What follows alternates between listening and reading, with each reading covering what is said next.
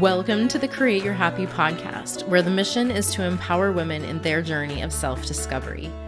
Here we explore how to fully embrace our humanness, find our unique voice, and understand that through unconditional love and conscious relationships, we have the power to change the world. I'm your host, Christy Holt, your one and only Happiness Hussy, adventure guide, and conscious funpreneur. I'm on a heartfelt mission to change the world one beautiful soul at a time. Are you ready to elevate your relationships to the next level? I've got you. It's time for a messy fucking beautiful adventure. It's time to create your happy. Hello, beautiful human, and welcome back to this little corner of the podcast world, which I hope you will agree is a space of exploration, understanding, and empowerment when it comes to this journey of self-love and authentic living. Now, it has been 2 epic years since I originally launched the Create Your Happy podcast. And today, to celebrate this monumentous occasion, I'm going to be venturing into a sensitive yet profoundly important territory where much celebration can occur: the bedroom. Now, it doesn't always feel like a celebration, and today I'm specifically going to be talking about when sex feels more like an obligatory chore than a shared moment of intimacy and connection. Today's is a topic that's both sensitive and significant. Focusing on intimacy and connection, this conversation will be centered around finding joy and authenticity in our relationships, ensuring that it is a celebration of self-understanding. Now, before we begin, I want to offer a heartfelt note of care because today's dialogue is going to explore the realms of intimacy and navigating personal boundaries, which may touch some sensitive chords for some. Now, it is my deepest intention to foster understanding and healing, not discomfort. And so I invite you to listen in a way that nurtures your well-being and to prioritize your comfort as always. Please know that it is not my intention to stir up any pain, and I lovingly encourage you to engage with this conversation in a way that feels right for you, taking from it what serves you and leaving behind what does not. And if at any point you find this content overwhelming, I absolutely urge you to reach out for support. Remember that it's absolutely a sign of strength to seek help in healing from your past hurts. You are not alone. And it is absolutely okay to step back and take care of yourself. In fact, this self-care and connection with ourselves is what this episode is truly about. This conversation is about looking at the times that we say yes when our hearts and bodies say no, in and out of the bedroom, and about how people-pleasing can actually rob us of our pleasure and deserved celebration. Now, in this exploration today, it is vital to clarify here before we start that we are discussing those moments where we say yes out of obligation or to please others, especially in intimate scenarios, rather than addressing any experiences of coercion. Our focus here is on nurturing self-awareness and honoring our true feelings in safe, consensual contexts. My aim with this conversation is to shed light on the subtler forms of self-disregard that can come from not honoring our true feelings. And in the context of this conversation, I am speaking about non-threatening situations. It's about learning to listen to our inner voice and about respecting our own boundaries. So with regards to this entire topic, I want to underscore the importance of consent, personal agency, and the freedom to express our true desires and limits within all relationships. It's about empowering ourselves to embrace authenticity and mutual respect. So let's dive deep, pun absolutely intended, get up close and personal with these patterns and find our way back to true intimacy. So let's face it, when sex feels like another task on your to-do list, it's a sign that something's off. Now, this isn't just about physical exhaustion, which can be a valid reason for not having desire from time to time, but rather this is about a deeper disconnection from our desires and our boundaries. It's when intimacy lacks real intimacy that we ought to start asking ourselves why. Now, every begrudging yes when really we mean no is building a wall between our true selves and the world. Faking it might seem like the path of least resistance, but it's actually a disservice to our authenticity and our right to pleasure. Now, it's time to dismantle that wall brick by brick. People-pleasing doesn't just affect our day-to-day interactions. It actually extends into our most personal relationships, and it influences how we express ourselves and our needs. So let's peel back the layers here so that we can start to understand how seeking approval can impact our sense of self and the authenticity of our connections, and how by reclaiming our voice, this can lead to more fulfilling interactions both within and outside of the bedroom. So here's the thing. Faking satisfaction or, agreeing or consenting out of any sense of obligation serves no one. It distances us from our partners and, more importantly, from ourselves. If you're just giving in, your partner can sense that. And that's not really the pleasurable experience that anybody is after, right? The truth is, people-pleasing keeps you from experiencing the true connection and intimacy, because this is not a space of being that is authentically you. For more on people-pleasing, check out episode 7 of this season, because I do dive a little bit more into that topic. But as it relates to today, as a people pleaser, you wear masks, you hide your own needs, and you go about doing and acting as the one that you think that you should be, rather than the glorious human that you actually are. Now, some of this is conditioned and might not even be aware to us. So when you people please in the bedroom, sex will feel like a chore. And because you're so focused only on the giving while hiding your own needs, maybe for fear of asking or for fear of appearing to be too much or weird or any of these sort of things. And so what happens when we people please? Well, typically disappointment that they didn't meet your needs and that you overgave, probably again, is a common pattern in people pleasing. Because when we don't show up as ourselves, we do not actually create the opportunity to truly be seen and heard. And so we end up feeling as though we are not enough. And perhaps simultaneously, as I know I have in the past, also that I was simply too much. So here we are feeling like we're not enough, but also too much. I'd like to put forth an invitation here to just simply take a look at those places where you experience disappointment. This can relate to any area of life and relationships, not just in the bedroom, but ask yourself, what needs are not being met that you believe should have been? This is really the root of this disappointment. And then you can start to inquire into yourself compassionately about how you might go about meeting those needs for yourself. When these needs that we have continue to not be met, in the bedroom or otherwise, because intimacy and connection obviously starts outside the bedroom, but when these needs are not met, we can really start to build resentment and frustration.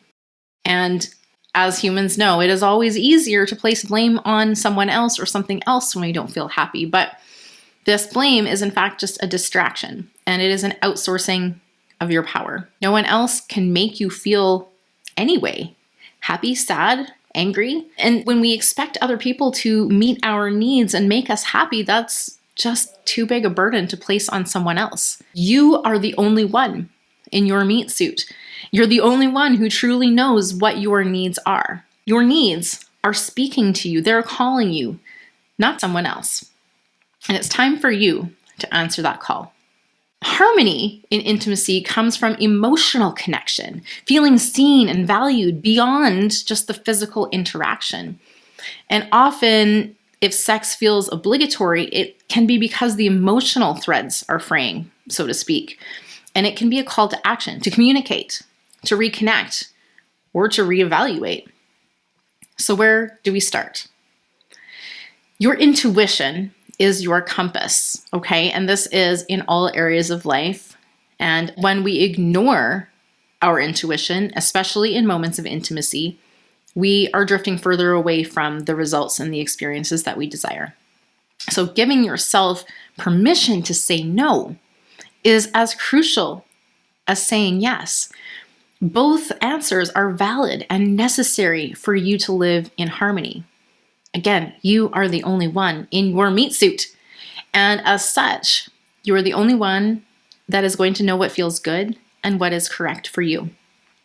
If you have lost touch with your intuition, or you simply don't have clarity on what feels good or what you like, you're not alone. Many of us have experienced this sort of disconnection for all kinds of reasons. And if you lack self-trust or have this lack of clarity about what it is that you do and do not want, this itself is an invitation to go inward, either on a self-discovery journey on your own or with a trusted guide. It's our journey, ultimately, to explore ourselves, but we really aren't meant to do life alone. We don't have to go it alone either. So it's absolutely okay to seek support if you're not sure where to begin. And if you're only really just getting started, I do invite you to check out my transformational 90-day self-discovery journal. This journal isn't about sex, but rather it is about self-awareness and building a trusting and intimate relationship with yourself, which is the foundation of your entire human experience. Check this out. Are you ready to break free from self-doubt and embrace a life of empowerment? Introducing the Unstuck for Women Daily Self-Discovery Journal, the ultimate companion to my international best-selling book, Unstuck for Women. This beautifully designed journal will take you on a transformative 90-day journey of gratitude, self-discovery, and personal growth. Each day, you'll dive deep into powerful insights, prompts, and exercises that build confidence and self-love. Align your actions with your desired feeling state and watch as your life transforms. This journal is your key to unlocking the extraordinary woman within you. So get ready to embark on a journey of self-discovery and personal growth like never before. You can order your copy of the Unstuck for Women Daily Self-Discovery Journal today. Unleash your limitless potential. Okay, so you still have learning to do about yourself and your own needs, right? It's also important to note that your partner isn't a mind reader and they're still on their own journey of self-awareness. Now, before you can really communicate your needs and desires with one another, you first have to know what they are. Now, despite what you may have been taught in church, self-touch is not bad or wrong, and pleasure is truly a gift to the human experience. And I will note here that I'm not talking about just purely sexual touch. I mean, does it feel good to have your feet touched? What about your neck? What kinds of touch feel enjoyable, irritating, or overstimulating? Every human is unique in what defines pleasure for them. And the best way to figure out what feels best for you is to do some personal exploration, physically, emotionally, and mentally. True intimacy begins within you. Now, intimacy doesn't mean pushing through your own discomfort or doing things that you don't like simply because someone else likes it. That's the people pleaser trying to come out. And yes, sometimes it might feel like it's easier to just get through it, but you've got to be able to communicate with others about what is working and not working for you if you want to establish true intimacy. Now, one key thing when it comes to talking and communicating about sex with your partner is that we can often approach this from a what's not working sort of standpoint. And this can actually really induce shame, guilt, defensiveness, and result in our partner shutting down. Complaining about it, catastrophizing it, pointing fingers, always and never, all of these things are actually not going to get you more of what you want. And it's actually putting your energy, pouring all of your energy into the very thing that you don't want. Ask me how I know this. Now, if you want to have something that you desire, it is crucial that you stop pouring your energy into the outcomes that you do not want. Instead, it's really important to start focusing on the things that you do want. Now, I know this can be easier said than done, but you are a creator and your outcomes, your experiences are going to result from your state of being. So if you want to shift something, you want to start speaking of, thinking of, and feeling emotionally connected to and being the person who has that outcome that you desire first. Lots of people really truly believe that to do something and then we will have something and then we can become the person that we wish to become.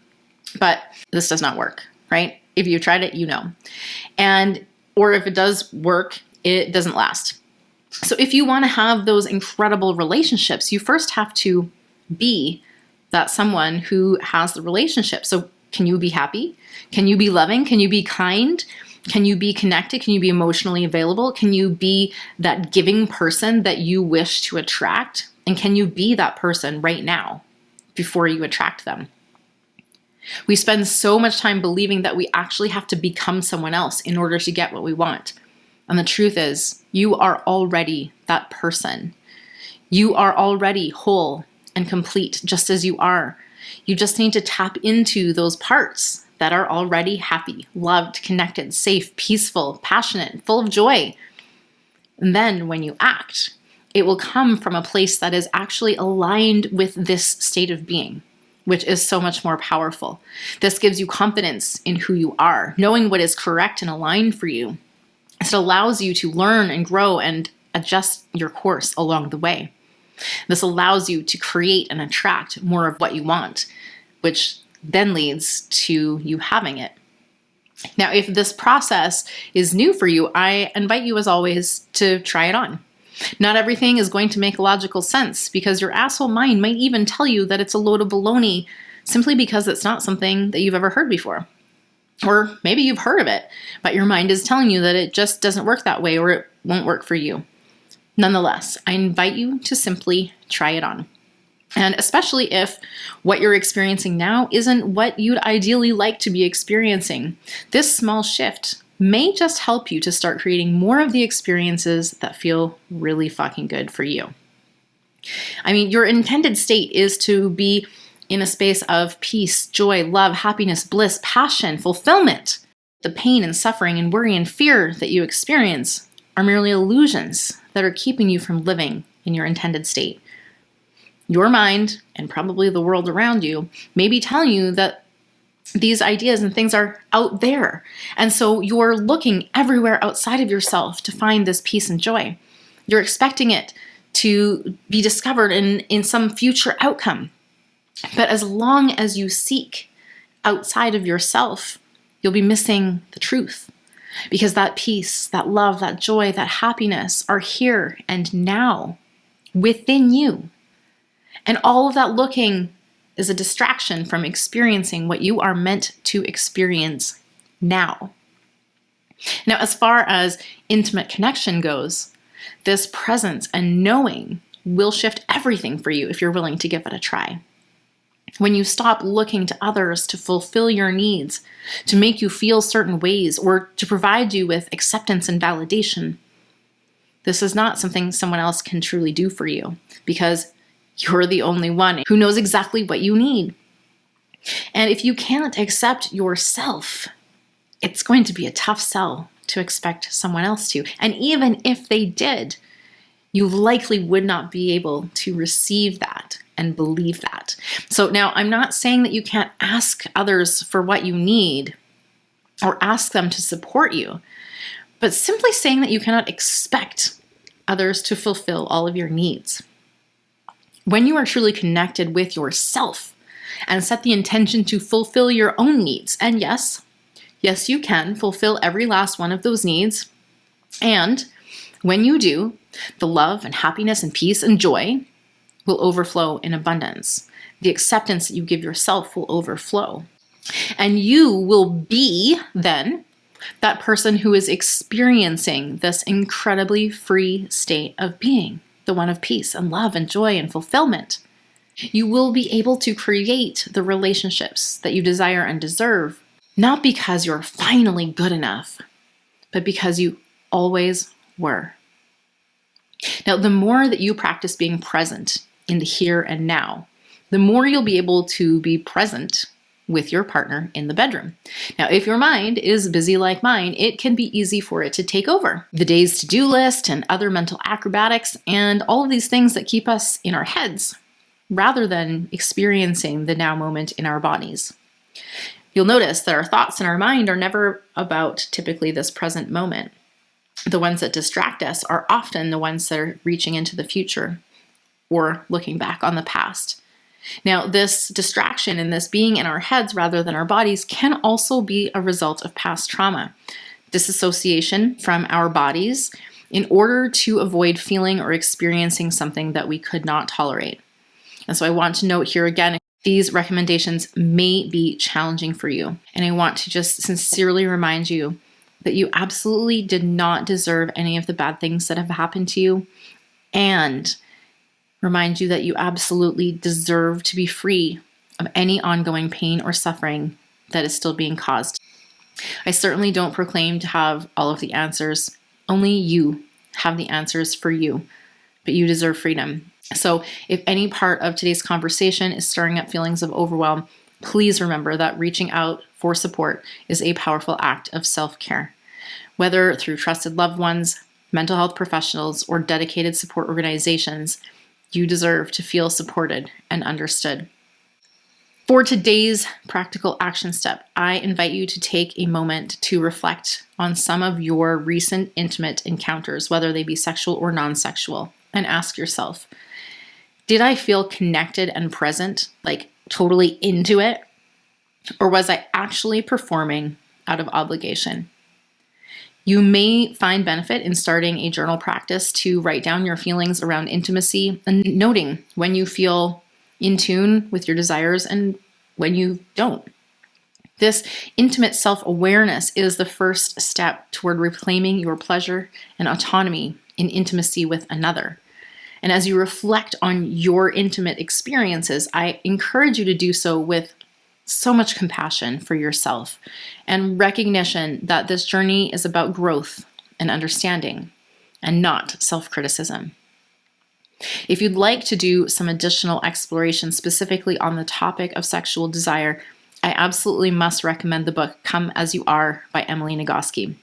It is an absolutely beautifully written book that is designed to help you increase your understanding and decrease your shame when it comes to pleasure and sexual desire, both alone and with a partner.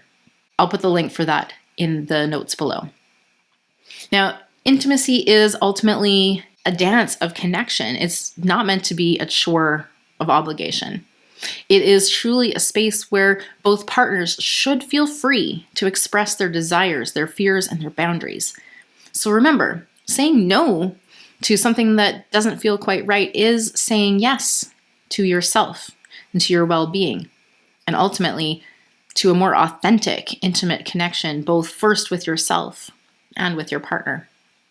Now, you deserve a life that lights you the fuck up, and you are entirely deserving of those experiences and connections that fill you with joy and authenticity.